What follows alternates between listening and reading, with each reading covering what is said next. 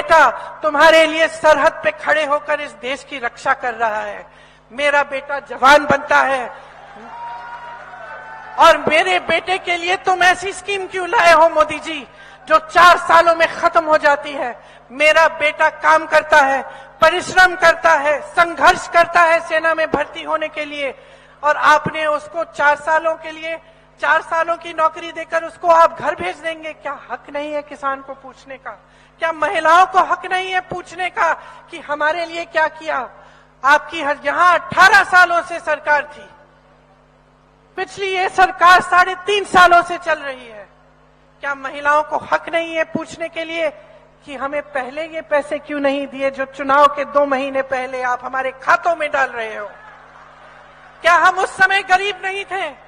क्या हम उस समय समाज का बोझ नहीं उठा रहे थे? क्या हम उस समय खेतियों में काम कर नहीं रहे थे? क्या हम उस समय अपने बच्चों की परवरिश नहीं कर रहे थे? क्या महिलाओं को हक नहीं है ये पूछने के लिए कि जो बिल आप लाए हैं हमारे आरक्षण के लिए, जिसमें आप कहते हैं कि 33% आरक्षण हमें देंगे, वो बिल 10 साल के लिए आप लागू क्यों नहीं करेंगे? ये हक है, और मैं इस हक को के बारे में याद दिलाने के लिए आज यहाँ पे आपके सामने खड़ी हूं। मुझे वोट नहीं चाहिए, मुझे आपकी जागरूकता चाहिए। मैं चाहती हूं कि आपके हक आपके हाथों में जाएं, कि आपका अधिकार वापस आपको मिले। मैं चाहती हूं कि जैसे छत्तीसगढ़ में कांग्रेस की सरकार है, जो हर स्तर पर जनता की संपत्ति जनता की जेब में वापस डाल रही है, वैसी सरकार मध्य प्रदेश में बने। मैं चाहती हूं कि जो मध्य प्रदेश की सरकार ने जो काम करके आपको दिखाया है कि आपकी सारी संपत्ति आपसे की जेब से निकाल दी, मिडिल क्लास के लिए कोई विजन नहीं, गरीबों के लिए कोई विजन नहीं, आपके लिए कोई सहूलियत सहायता नहीं, और सारी संपत्ति बड़े बड़े उद्योगपतियों को दे दी। मैं चाहती हूं कि वो संपत्ति वापस आपके जेब में जाए। कैसे जाएगी? कांग्रेस की जो सरकारें हैं वो करके दिखा रही हैं। कांग्रेस राजस्थान में आज 25 लाख का इलाज मुफ्त में हो रहा है, और ये चुनावी घोषणा नहीं थी, ये 1.5 साल से चल रहा है। राजस्थान में ये हो रहा है, छत्तीसगढ़ में गांव में जो समस्याएं हैं वो गांव में सुलझाने की कोशिश हो रही है। यहाँ पूरे प्रदेश में एक बहुत बड़ी समस्या है आवारा पशुओं की। छत्तीसगढ़ में उन्होंने सोचा कि इसे कैसे सुलझाएं, गौठान बनाएं, स्वयं सेवा समूह को उनमें काम दिलवाया। जो गाय थी उसका जो गोबर है उसको खरीदा सरकार ने, ताकि वहां मजबूती मिले। मनरेगा को मजबूत करने की कोशिश की, ग्रामीण रोजगार देने की कोशिश की, ओपीएस को लागू किया। आज सरकारी कर्मचारी का एक ही डिमांड है, कहता है 20 सालों से मैंने काम किया, मैंने देश सेवा की, आप सब यहाँ खड़े हैं, ये देश सेवा ही है, वरना आप यहाँ नहीं खड़े होते एक चुनावी सभा में। आप सब सिर्फ ये कहते हैं कि हमने 20 सालों के लिए जो सेवा की उसके लिए हम सिर्फ सुरक्षा मांग रहे हैं, हमारा जो पेंशन है वो सुरक्षित रहे। हमें ये घबराहट नहीं चाहिए कि हमारे पेंशन को आपने कहीं इन्वेस्ट कर लिया, कल को कुछ समस्या उठ गई और हमारी सारी कमाई गवा दी। हम सिर्फ अपनी सुरक्षा चाहते हैं। सरकार क्या कहती है? ये सरकार जो कहती है कि आपके लिए चलती है, क्या कहती है? कहती है हमारे पास पैसे नहीं है ओपीएस के लिए। तो अगर पैसे नहीं है तो राजस्थान की सरकार कैसे कर रही है? तो फिर कर्नाटका की सरकार कैसे कर रही है? हिमाचल की सरकार कैसे कर रही है? छत्तीसगढ़ में ओपीएस लागू कैसे है? क्योंकि आपके पैसे नहीं है, गलत बात है, आपकी प्रायोरिटीज गलत है, आपका ध्यान नहीं है इसमें।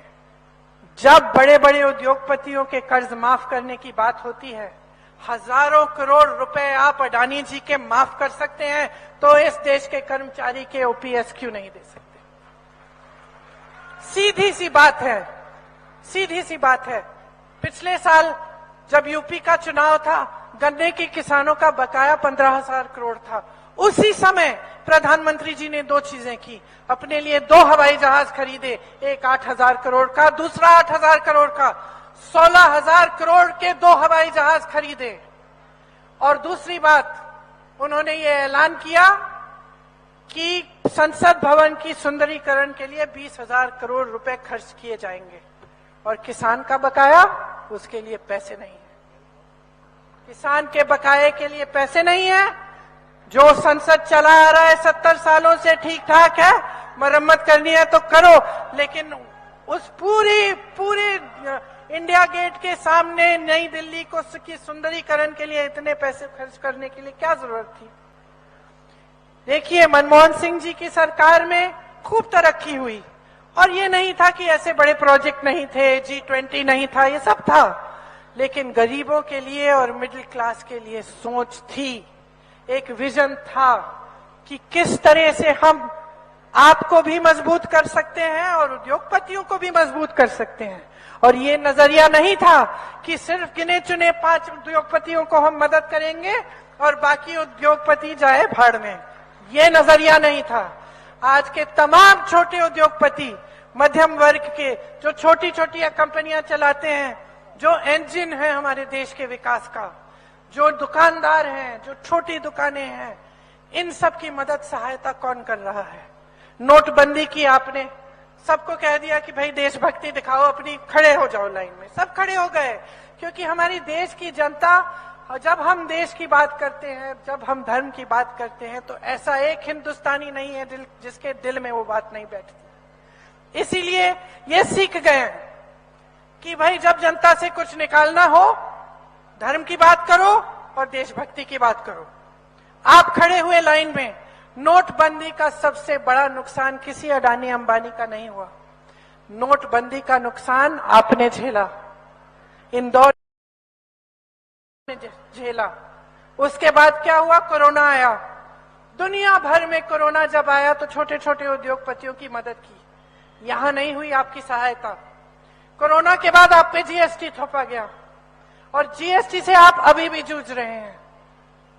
तो क्या कर रही है ये सरकार आपके लिए? मैं पूछना चाहती हूँ। लोग कहते हैं, मैं जाती हूँ लोगों के घरों में, पूछती हूँ कि भाई टूटी में से पानी नहीं आ रहा है, बिजली नहीं आ रही है, सड़क तुम्हारी खराब है, तो वोट क्यों दे रहे हो भाई? दीदी धर्म की बात है, दीदी धर्म की बात है, दीदी जाति की बात है। तो मैं आपसे कहना चाहती हूँ, बहुत हो गया, बहुत हो गया आपका इस्तेमाल, आपके जज्बातों का बहुत इस्तेमाल हो गया है। ये वोट जो है ना, सुन लीजिए कान खोल के, ये वोट जो है ना धर्म की बात नहीं है, ये वोट आपकी जागरूकता की बात है। ये वोट इतना कीमती है कि अगर बगैर सोचे समझे आप इसको किसी को दे दोगे तो 5 साल और वो भुगतोगे जो आप 18 साल से भुगत रहे हो। अगर आपका देशभक्ति का धर्म है तो वो यही है कि जागरूक बन जाओ। जो इस मंच पे आकर आपसे इधर उधर की बातें करता है, आपके ध्यान को भटकाकर आपका इस्तेमाल करने की कोशिश करता है, उसको सबक सिखाओ। अपने विकास के बारे में पूछो, अपने भविष्य के बारे में पूछो। मेरी बहनों, आप पूछो कि आपके बच्चों के लिए क्या कर रहे हैं, आपको मजबूत बनाने के लिए क्या कर रहे हैं। लाडली योजना के बारे में बात करते हैं, जहां जिस प्रदेश में हर रोज 17 महिलाओं का बलात्कार होता है, पहले सुरक्षित बनाओ महिलाओं को, फिर बात करो। और क्या समझ रखा है आपने महिलाओं को कि चुनाव के 2 दिन पहले आप कह देंगे कि लीजिए 2000 रुपए आपके खाते में? क्या महिलाएं सोचनी नहीं है? क्या महिलाओं को दिख नहीं रहा है कि आपने इतने सालों से कुछ नहीं किया उनके लिए? सवाल उठाओ, क्योंकि जब तक आप जागरूक नहीं बनोगे, जब तक आप जिम्मेदारी और शक्ति अपने हाथों में नहीं लोगे, तब तक आपका प्रदेश इसी तरह की खाई में रहेगा। घोटाले पे घोटाला, और इससे नुकसान किसका होता है? कभी मैं सुनती हूँ लोग कहते हैं ठीक है भाई, सभी ने खाना है, खाने दीजिए। क्या बात है, क्या बात है? क्या हम इस कगार पे पहुंच गए हैं कि चलिए खाने दीजिए? क्या बात है? आपका पैसा है, आपका पैसा है, आपकी संपत्ति है, इतनी आसानी से मत खाने दीजिए। खड़े हो जाइए, याद दिला दीजिए इनको सबको, सारे नेताओं को, कि आपको ऐसी सरकार चाहिए जो आपकी संपत्ति आपको लौटाए, ऐसी स्कीम चाहते हैं जो आपको मजबूत बनाए, क्योंकि बहुत हो गया है। और जैसे मैंने कहा, इसका नुकसान आप झेल रहे हैं, कोई नेता नहीं झेलता। सबके बच्चे बाहर पढ़ रहे हैं, सबके बड़े बड़े महल हैं। आपने देखा हुआ, अभी 1-2 दिन पहले ही एक वीडियो चला है, किसी बड़े नेता, शायद एक कृषि मंत्री हैं देश के, उनके बेटे शायद वही हैं, फोन पे वीडियो पे कुछ कुछ कह रहे हैं, हजारों करोड़ की बात कर रहे हैं। कोई नेता का कोई नुकसान नहीं होता, ये नुकसान है तो आपका है। ये अधिकारी जो यहाँ खड़े हैं, कर्मचारी जो खड़े हैं, गरीब जो रोज मेहनत कर रहा है, ईमानदारी से मेहनत कर रहा है, क्योंकि ये आप ही की संपत्ति लेते हैं। तो अब आप मन बना लीजिए कि आपको कैसी सरकार चाहिए। मैं बार बार कहती हूं कि मेरी बातों पे मत चलिए। जो आप देख रहे हैं अपने अनुभव से, आपने जो देखा है, आपको जैसा लग रहा है कि देखिए हमारी सरकार ने, अगर आपको लगता है कि आपकी तरक्की हुई है, कि अच्छा हो रहा है, तो बेशक दीजिए इनको वोट। लेकिन अगर आपको लगता है कि आपके लिए काम नहीं किया, आपको सिर्फ लूटा है, सिर्फ बहकाया है, सिर्फ झूठे खोखले वादे किए हैं। अभी मैं मंच पे आई थी, किसी ने मुझे गुलदस्ता पकड़ाया, आपने देखा, गुलदस्ते में फूल ही नहीं थे, खाली था। उस तरह का गुलदस्ता बना के आपको दे रहे हैं, और बार बार दे रहे हैं। चुनाव आता है, शुरू धर्म, जाति और घोषणाओं का गुलदस्ता। चुनाव के बाद आपको देखते हैं उसमें फूल ही नहीं है, खाली है, खोखला है। तो अपने लिए नहीं, अपनी पार्टी की मजबूती के लिए नहीं, वोटों को बटोरने के लिए मैं आपके लिए कह रही हूं। हम अगर कुछ गारंटी के बारे में आपसे बात कर रहे हैं, एक आधार है उसका। हमने कर्नाटका में कुछ गारंटी के बारे में बात की, आज वो गारंटी लागू है। पहली कैबिनेट मीटिंग में उनमें से जो 5 गारंटीज थी उनको लागू किया गया।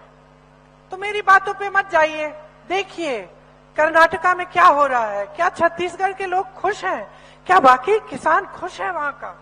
क्या ये सच है कि जो पलायन करके गए थे वो वापस आ रहे हैं अपने गांव, क्योंकि उनको लग रहा है कि हमारे प्रदेश में ही हमें अच्छा रोजगार मिल रहा है? पूछिए ये सवाल, और खुद देखिए कि जहां जहां कांग्रेस ने गारंटी बताई है, क्या वो गारंटी पूरी हो रही है कि नहीं। और ये कांग्रेस चाहती क्या है?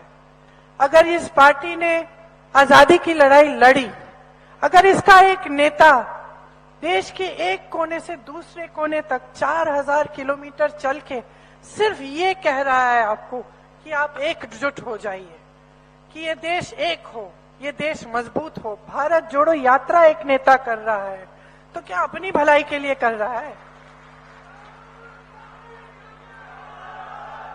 वो देश के लिए कर रहा है, आपको जागरूक बनाने के लिए, आपको दिखाने के लिए कि ये जो राजनीति चल रही है ये सही नहीं है, इससे आपका लाभ नहीं हो रहा है, इससे कुछ गिने चुने लोगों का लाभ हो रहा है।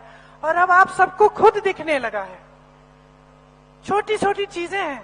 हिमाचल में मैं बहुत रहती हूं, हिमाचल का जो सेब का किसान है आज सेब नहीं बेच पा रहा है। क्यों? अडानी जी के पास है सारे कोल्ड स्टोरेज, सारा जो सेब का ट्रेड है सारा अडानी जी के पास है, वो कीमत तय करते हैं। तो ये छोटी छोटी चीजें हैं आपके जीवन में जिससे आपको पता चल रहा है। मैं पिछली सभा में कह रही थी कि पुराने जमाने में टाटा बिरला होते थे, हमें मालूम होता था कि भाई टाटा ट्रक बनाता है, टूथपेस्ट बनाता है, क्या हमें जो हम इस्तेमाल कर रहे थे जीवन में, जो हमारी चीजें हैं, हमें पता चल जाता था कि ये बिरला बना रहा है, ये टाटा बना रहा है। मैं आपसे पूछना चाहती हूँ कि अडानी जी, अंबानी जी क्या बना रहे हैं? बताइए, कोई बताए? किसी को मालूम है क्या बना रहे हैं? कुछ बना नहीं रहे हैं, देश की संपत्ति को ले रहे हैं, कुछ नया नहीं बन रहा है। आज इंदौर में अगर बड़ी बड़ी विश्वविद्यालय हैं, पाठशालाएं हैं, अगर ये एजुकेशन का हब है, टेक्निक का हब है, तो ये आपकी सरकार ने नहीं बनाया है, ये आप खुद अपने बल पे कर रहे हैं। जबकि सरकार को करना चाहिए। विजन होता है तो IIM आता है, विजन होता है तो IIT आता है, विजन होता है तो एम्स आता है, विजन होता है तो एक प्लानिंग होती है, शहर की प्लानिंग, शहर के गरीबों के लिए प्लानिंग, शहर के बिजनेस वालों के लिए प्लानिंग, और शहर के लिए एक विजन की हाँ 10 सालों में हम ये चाहते हैं। वो विजन का मिसाल मैंने देख लिया। कमलनाथ जी ने जो शुरू कराया था फ्लाईओवर, अभी तक आधा पड़ा हुआ है, अभी तक तैयार नहीं है। विजन का कांग्रेस की सरकार का था और अभी तक ऐसे ही अधूरा पड़ा है। तो मेरी सिर्फ देखिए एक ही बात है, ये सारी लंबी चौड़ी बातों का आधार एक ही है कि आप सोच समझ के अपना वोट दो, जागरूक बनो। कुछ गारंटीज हैं, पढ़ के सुना देती हूं, लेकिन आपको ये गारंटीज आपको जानना चाहिए कि एक आधार पे बनी है, क्योंकि जहां कांग्रेस की सरकारें हैं वहां ऑलरेडी इनमें ऐसी गारंटीज लागू हैं। हमारी गारंटी है कि महिलाओं को 1500 रुपए प्रति माह मिलेंगे, 500 रुपए में गैस सिलेंडर आपको मिलेगा, 100 यूनिट बिजली माफ, 200 यूनिट बिजली बिल हाफ होगी, पुराना पेंशन यहां लागू होगा, 2 लाख खाली सरकारी पद जैसे ही सरकार बनेगी हमारा प्रयास रहेगा कि 1-2 सालों के अंदर अंदर हम इनको भरवाएंगे। युवाओं के लिए, जो बेरोजगार युवा हैं, उनके लिए 3000 रुपए बेरोजगारी का भत्ता। पढ़ो और पढ़ाओ योजना के तहत मध्य प्रदेश के बच्चों के लिए कक्षा 1 से 12वीं तक निःशुल्क शिक्षा होगी। कक्षा 1 से 8 तक हर बच्चे को जो स्कूल में रजिस्टर्ड है उसे 500 रुपए मिलेंगे। कक्षा 9 से 10 तक हर बच्चे के लिए 1000 रुपए परिवार को दिया जाएगा। कक्षा 11वीं से 12वीं तक 1500 रुपए दिए जाएंगे। किसानों का कर्ज माफ होना फिर से शुरू होगा। आपकी एमएसपी जो न्यूनतम भूल गई, दिमाग से निकल गया, न्यूनतम समर्थन मूल्य है, आपका न्यूनतम समर्थन मूल्य आपको गेहूं के लिए 2600 रुपए मिलेगा, धान के लिए 2500। अब इसका आधार क्या है? इसका आधार क्या है? छत्तीसगढ़ में आज भी 2400 से ऊपर है समर्थन मूल्य, और भाजपा के जो प्रदेश है वाराणसी में 1200 से 1400 मिल रहे हैं। ओबीसी वर्ग के लिए 27% आरक्षण मांग रहे हैं, हम देंगे हम। और जो जाति जनगणना की बात है, हम मध्य प्रदेश में वो गिनती कराएंगे। देखिए जाति जनगणना की जो बात है ना, वो भी जो ये लोग बात करते हैं, कहते हैं, अक्सर कहते हैं, आपने मोदी जी की बात काफी सुनी होगी कि वो खास तौर से ओबीसी वर्ग को आगे बढ़ाना चाहते हैं। वही खाली गुलदस्ता है, क्योंकि जब हम कहते हैं कि जातिगत जनगणना होनी चाहिए, तब ये कहते हैं कि हम नहीं हो सकती, चुप रहते हैं। अब क्यों? हम क्यों कह रहे हैं कि ये जनगणना होनी चाहिए? हम सिंपल ये बात कह रहे हैं कि गिनती कर लो, गिनती कर लो कि इस देश में दलित कितने हैं, इस देश में ओबीसी कितने हैं, एससी कितने हैं, एसटी कितने हैं, गरीब कितने हैं, ताकि जब नीतियां बने तब जितने प्रतिशत है कम से कम उनकी भागीदारी हो, या उनकी समस्याओं को हल करने के लिए ऐसी नीतियां बने जिसमें उनका प्रतिनिधित्व हो, कि जो बड़े बड़े पद हैं देश के उनमें उनका प्रतिनिधित्व हो। जैसे आज अगर देखें हम तो नहीं है प्रतिनिधित्व। अगर बिहार में गिनती की गई 84% ओबीसी एससी एसटी थे, है आज के दिन में। लेकिन आप बड़े बड़े पद देखिए, विश्वविद्यालय के जो आप वाइस चांसलर्स हैं उनको देखिए, या आप बड़े बड़े मीडिया के जो हेड हैं उनको देखिए, या फिर आप किसी भी स्तर में देख लीजिए, ये आंकड़ा दिखता नहीं है आपको।